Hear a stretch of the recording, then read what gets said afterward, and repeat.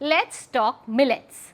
And why not? 2023 has officially been announced as the year for millets, and today I'm going to be talking about ragi, or nachni, or finger millet as we know it. Now, this reddish brown colored grain is a powerhouse of nutrients. It has calcium, which we all know is amazing for our bones, and it's amazing for vegans and lactose intolerants to include in their diet. Iron, which is great for hemoglobin levels, also very good for kids. It has very good amount of fiber, so of course a best friend in your weight loss journey, and especially if you want to reverse diabetes.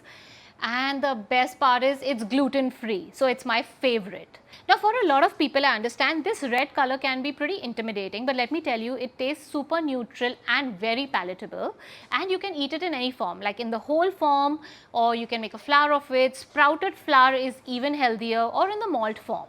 And to make it easier for you to include ragi in your day-to-day diet, I have made a PDF with my favorite recipes that include ragi. So if you want those recipes, don't forget to comment ragi in the comments below and we will send you the PDF.